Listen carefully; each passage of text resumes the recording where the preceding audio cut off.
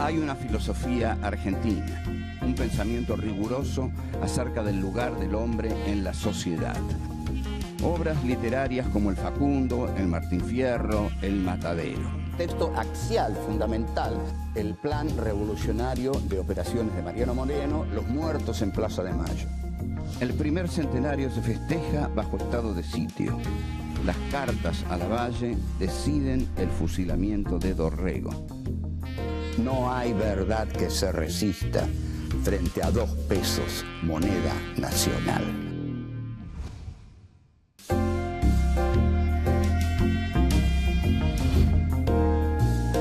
Encuentro 4. Cartas a Lavalle. 1. La espada sin cabeza. 2. La revolución, un juego de azar. 3. El poema conjetural de Borges. 4. Vencen los bárbaros.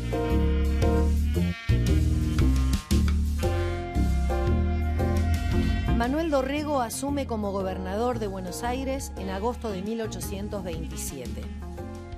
El Partido Unitario rechaza sus políticas de integración con el interior y en diciembre de 1828 el general Lavalle lo derroca. Dorrego es derrotado en Navarro e intenta huir, pero es entregado a los hombres de Lavalle por 2 de sus oficiales. El 13 de diciembre, Manuel Dorrego es fusilado. En 1829, Juan Manuel de Rosas asume su primer gobierno presentándose como el vengador de Dorrego, y Lavalle se erige como el enemigo del régimen rosista. En 1840, Lavalle lanza una ofensiva militar que Rosas aprovecha para intensificar la actividad de la mazorca. Son los llamados días del terror rosista. Lavalle se acerca a Buenos Aires, pero no avanza. Se retira hacia el norte y llega a Jujuy el 8 de octubre de 1840. Muere a las 6 de la mañana del día siguiente en un confuso episodio a mano de una partida de federales.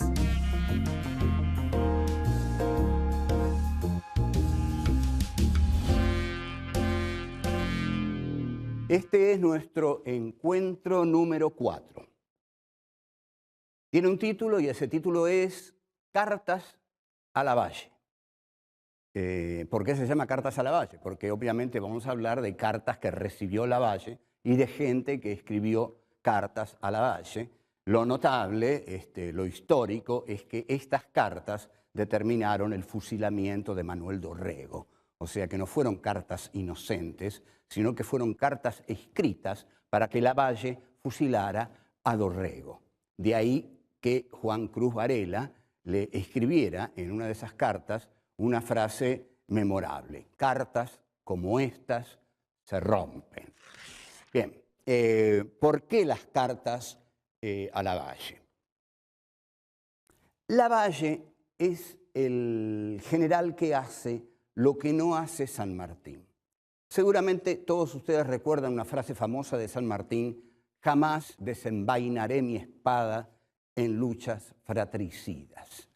Es decir, que San Martín hizo la guerra contra los españoles y nunca intervino con el ejército libertador en las luchas intestinas entre federales y unitarios. Lavalle vuelve con las tropas del ejército libertador de la guerra con el Brasil y da el primer golpe de Estado de la historia argentina. Porque esa especie de historia oficial que se desarrolló, sobre todo a partir del gobierno de Alfonsín, que, digamos, los golpes de Estado empezaban con Uriburu derrocando a Irigoyen, no es así, no todo es como se dice. El primer golpe de Estado en la Argentina lo da el general Juan Lavalle contra el legítimo gobernador de la provincia de Buenos Aires, que era el coronel Manuel Dorrego. Dorrego era un hombre con simpatías por el federalismo y Lavalle es un hombre conquistado por los unitarios. Lavalle, entonces, pone el ejército libertador, atención a esto, pone el ejército libertador como policía interna. Es decir, Lavalle hace el pasaje de lo que hoy llamaríamos defensa nacional, que es lo que debe hacer el ejército, es decir, defender a la nación de los enemigos externos. Lavalle pone al ejército a hacer el trabajo de la seguridad nacional, es decir, pone el ejército tal como lo puso en la década del 60 la revolución de Onganía, la revolución argentina. Es decir, el ejército que sigue la doctrina de la seguridad nacional tal como lo hizo Videla. En estos momentos se discute mucho o se acepta, afortunadamente se acepta en el ejército argentino que el ejército está para la defensa nacional. Es decir, que si un enemigo externo agrede a la Argentina, el ejército argentino va a salir a enfrentarlo. Pero si el conflicto es interno, el ejército argentino no tiene que intervenir, porque esa sería la teoría de la seguridad nacional. La otra es la de la defensa nacional, que es la que actualmente desarrolla el ejército argentino para bien de todos nosotros, porque si no, volverían los golpes de Estado. Bueno, Lavalle realiza su golpe y derrota a Dorrego en la batalla en Navarro. A Dorrego lo traicionan dos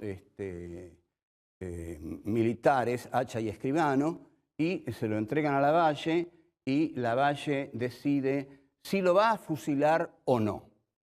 Ahí es donde Lavalle, a quien llaman el cóndor ciego y a quien califican de espada sin cabeza, comienza a recibir cartas de determinados dirigentes unitarios, prominentes dirigentes unitarios. Una de esas citas es la que voy a leer cuidadosamente ahora.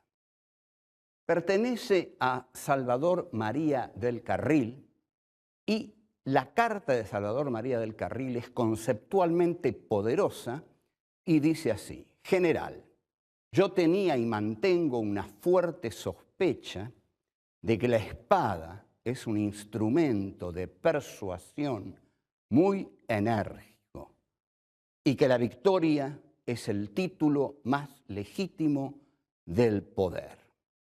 Esta frase es excepcional. Esta frase hubiera fascinado a Michel Foucault, porque para Foucault la verdad es resultado del poder. No existe una verdad para Foucault. La verdad es el poder de imponer la verdad. Por eso se lucha tanto por los medios de comunicación, porque si yo tengo 50 medios de comunicación en un país, tengo el poder de imponer la verdad, que es hacerles creer a todos lo que yo creo. Entonces, cuando Salvador María del Carril dice que la victoria es lo que da consistencia al poder, lo que está diciendo es que el poder es el que impone la verdad. Y la verdad que le va a proponer a Lavalle es fusilar a Dorrego.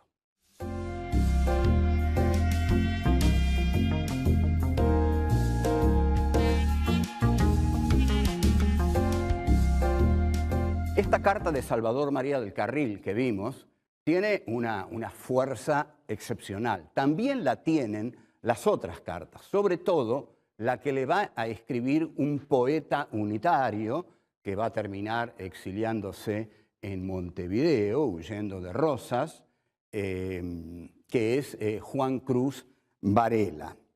Entonces, lo que le escribe Juan Cruz Varela, lo que Juan Cruz Varela le pide a Lavalle es que la sangre que se derramó en la batalla de Navarro tiene que ser vengada. O sea, lo que está pidiendo es una venganza por la sangre derramada. Nosotros podríamos hacer una historia de la Argentina siguiendo esta dialéctica, digamos así, de la sangre derramada. Se derrama la sangre y se pide derramar sangre para vengar la que se derramó. Se derrama esa sangre y después se pide derramar otra sangre para vengar la que se derramó. Y así, y así, y así, la historia termina siendo una historia de sucesivas venganzas por la sangre que se ha derramado. En última instancia, una historia de la sangre y la violencia, y eso es más bien espantoso, pero cada vez la historia humana se está pareciendo más a ese matiz cruel, que es lo que un humanismo reflexivo, filosófico, debería luchar por evitar. Ahora bien, lo que hace Juan Cruz Varela, él se da cuenta que eso no le conviene que se sepa. Mucha gente se da cuenta que hace cosas que no convienen que se sepan. Entonces Juan Cruz Varela, después de recomendarle a Lavalle que hay que vengar la sangre que se derramó en Navarro, es decir, usted, general Lavalle, derrame más sangre para vengar la que se derramó en Navarro, le dice, recuerde, cartas como estas se rompen, porque no quiere que esa carta trascienda. Lo notable es que estas cartas trascendieron. Después voy a decir mi tesis acerca de por qué trascendieron estas cartas. La otra carta, vamos a volver al otro personaje, es Salvador María del Carril, que es el personaje del cual ya leímos una carta, y que tiene tal precisión conceptual que esta carta es, digamos, un texto fundamental para reflexionar acerca de las revoluciones en la historia. Voy a leer la cita. La cita dice así, es la carta de Salvador María del Carril al general Juan Lavalle, y le dice: prescindamos del corazón en este caso. Es decir, prescindir del corazón es prescindir de los sentimientos. Prescindir de los sentimientos es tener el corazón frío y dispuesto para hacer lo que sea necesario. Lo que sea necesario. Bien, sigue la carta de Salvador María del Carril. Así, considere usted la suerte de Dorrego. Mire usted que este país se fatiga 18 años hace en revoluciones sin que una sola haya producido un escarmiento. En esto, Salvador María del Carril olvida el fusilamiento de Santiago de Liniers a manos de la Junta de Buenos Aires. El fusilamiento de Santiago de Liniers es una obra, digamos, que lleva a cabo la primera Junta y que lo realiza Juan José Castelli, que recibe instrucciones de Moreno, y Moreno le dice, como todo hombre, digamos, que tiene todo bien puesto, no solo las ideas, que si usted no mata a Liniers, voy a ir yo y lo voy a matar personalmente. La revolución, tal como la piensa Moreno, que la piensa al estilo jacobino, al estilo sangriento, se liga también del modo en que la piensa Engels en un texto muy famoso que se llama De la autoridad, en el cual Engels dice: no hay nada más autoritario que una revolución. Vuelvo a Del Carril, que cerca del final de su carta escribe un texto asombroso, excepcional y cruel. Una revolución es un juego de azar en el que se gana hasta la vida de los vencidos. Esta frase, como ustedes podrán ver, justifica todos los fusilamientos posteriores a cualquier revolución. Digamos, la revolución que hace Lavalle contra Dorrego, para Salvador María del Carril justifica el fusilamiento de Dorrego. La revolución del 55 contra Perón justifica el fusilamiento del general Juan José Valle, y muchas otras revoluciones en la historia justifican el fusilamiento de los oponentes a la revolución. Los revolucionarios siempre consideran que tienen el deber y el derecho de fusilar a aquellos que se oponen a la revolución.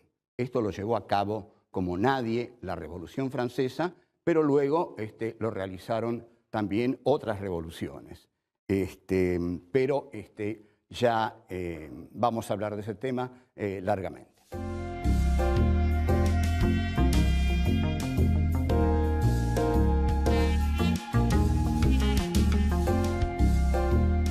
El coronel Manuel Dorrego asume su muerte, su fusilamiento, con gran dignidad y dice algunas frases que, proviniendo de un hombre que tiene la muerte cercana, son muy conmovedoras. Sobre todo aquella en la que él pide que su muerte no sea motivo alguno de derramamiento de sangre.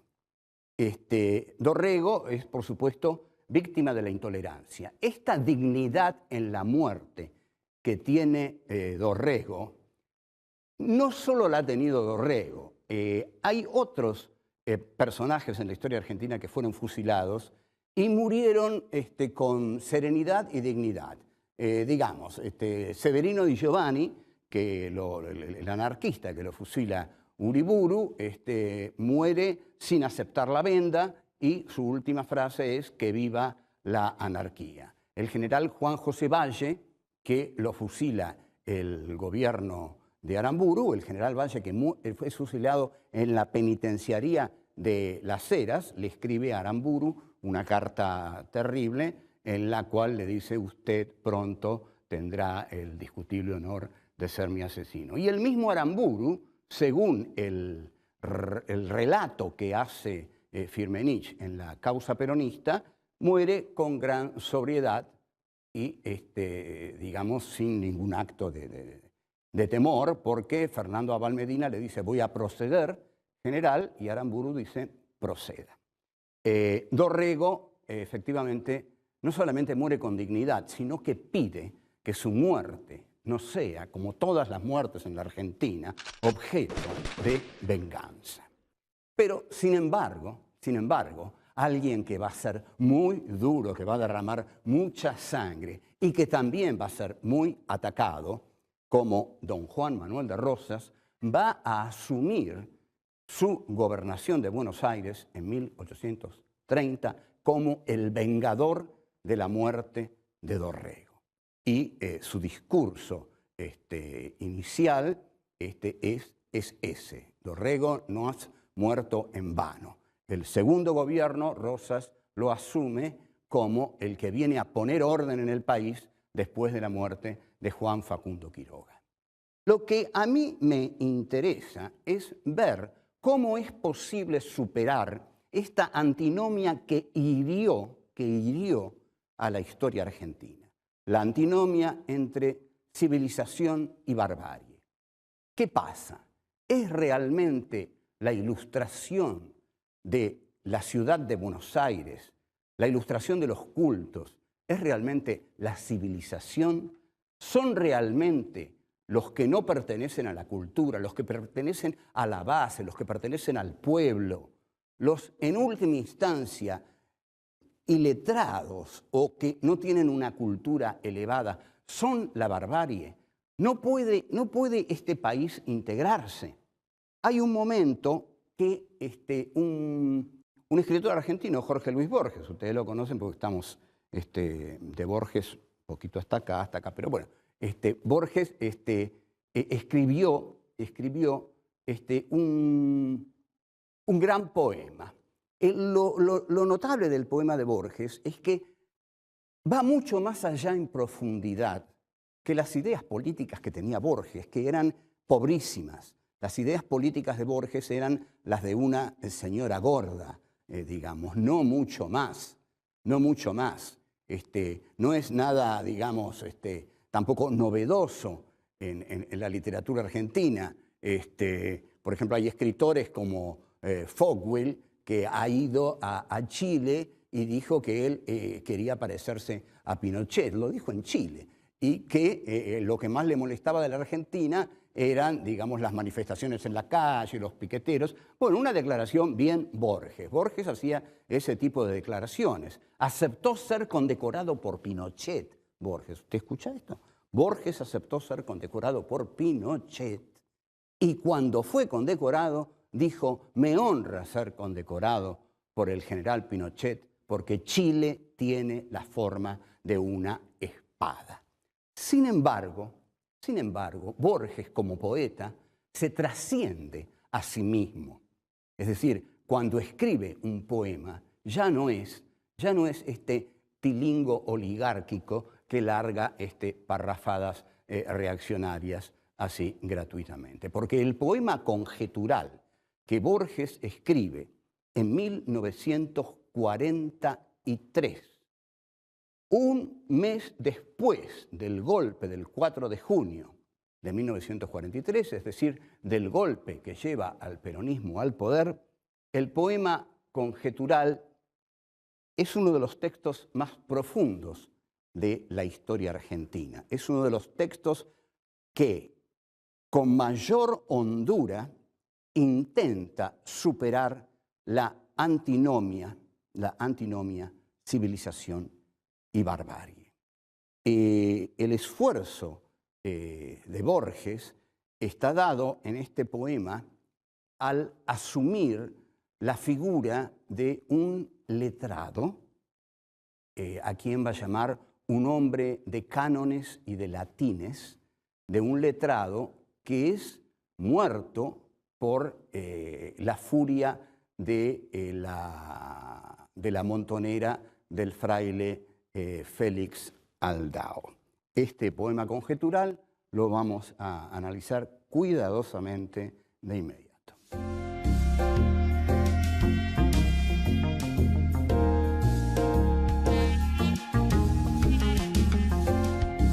El poema conjetural de Borges, de julio de 1943, está escrito en la forma de un monólogo interior de Narciso Laprida. Narciso Laprida, ustedes recordarán, es el hombre que declaró la independencia de lo que Borges llama en su poema Nuestras crueles provincias, que va a ser el título de una muy buena novela de Héctor Tizón, buena como todas las que escribe Tizón. Laprida ha perdido la batalla y se sabe vencido por la montonera de Félix Aldao. Laprida piensa, entonces, antes de morir, porque es un monólogo interior lo que escribe Borges, la batalla está perdida y la victoria es de los otros. Los bárbaros vencen, los gauchos vencen. Vamos a detenernos en esto. La victoria es de los otros, los bárbaros vencen. O sea que en el poema de Borges, Laprida lo primero que dice es que los bárbaros son los otros, tal como lo hemos venido analizando a lo largo del recorrido que venimos haciendo. Vencen los bárbaros, vencen los otros, vencen los gauchos. Los gauchos son los otros. ¿Qué pasa que en el siglo XIX no se puede integrar el gauchaje federal con la élite ilustrada de Buenos Aires? ¿Por qué hay una guerra civil a lo largo de todo el siglo XIX? Porque Laprida sigue reflexionando y dice, estoy huyendo por arrabales últimos, dice, hacia el sur. El sur es siempre en Borges el territorio de la barbarie. Finalmente, Laprida dice, yo, un hombre de cánones, de latines, un hombre culto, estoy por morir en medio de ciénagas. En medio de ciénagas, estoy por morir en medio del barro, en medio de la suciedad, asesinado por la barbarie. Y sin embargo, cuando Narciso de Laprida siente lo que él llama el íntimo puñal. Este es el mejor adjetivo para mí de toda la prosa de Borges. Borges, para mí, no se ha lucido siempre con sus adjetivos, en principio porque adjetiva demasiado. Pero el íntimo puñal, dice Laprida, ese íntimo puñal que penetra en su garganta es suyo, es suyo. Ese íntimo puñal le da su condición de sudamericano. Morir así, morir en campo abierto, morir en medio del estruendo de la batalla, morir a manos de la barbarie, hace de este civilizado un sudamericano, porque en esa muerte se conjugan civilización y barbarie, porque él ahí se da cuenta de que no es un europeo, que vive en este territorio que es Sudamérica, que es un territorio, digamos, de sonido y de furia, para usar la frase de Faulkner, ¿no? Es un territorio de estruendo, de sangre, de batallas, de contradicciones insolubles, pero sin embargo, cuando Laprida siente que ese cuchillo de la barbarie lo completa a él como sudamericano, porque él es a la vez un civilizado y un bárbaro, en ese momento la poética de Borges llega a su más alta expresión. Y ahí Laprida dice, yo encuentro aquí mi destino sudamericano. ¿Por qué? Porque un sudamericano no solamente es un hombre de letras, de cánones, de latines, es también un hombre que tiene que asumir la barbarie del territorio en el cual ha crecido. Y con esa barbarie tiene que dialogar, con esa barbarie tiene que enfrentarse y saber que es parte de él. No puede negarla como si fuera algo totalmente exótico, como si fuera lo otro, como si él fuera un europeo y todo aquello le fuera totalmente ajeno. La historia argentina pudo haber sido otra si los unitarios del siglo XIX hubieran aceptado que el país federal también eran ellos, que no había una barbarie como territorio del otro, sino que ese territorio no era el del otro, sino que debió ser el de todos. Pero el de todos, ¿no? Que quede claro, el de todos, el de los civilizados y el de los bárbaros, que deben unirse para delinear la cara de un país conciliado.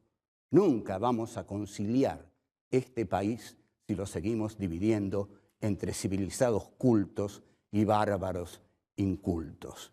Entonces, lo que hace Buenos Aires es justamente lo contrario. Instaura el libre cambio, y el libre cambio lo que hace es traer las manufacturas europeas y considerar que Inglaterra es el taller del mundo y la Argentina es el granero del mundo. Al considerar que la Argentina es el granero del mundo e Inglaterra es el taller del mundo, Argentina se condena a no ser jamás un país industrial. Y al dejar que penetren las mercancías de Europa, arrasa con las industrias nacientes, artesanales del interior, que alguna vez pudieron haber dado un rostro fabril a nuestro país, que no lo tuvo nunca. Bueno, esto es todo y hasta luego.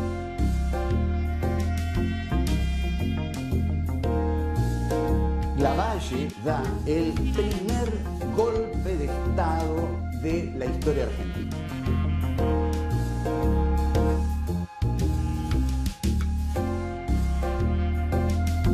La verdad es el poder de imponer la verdad.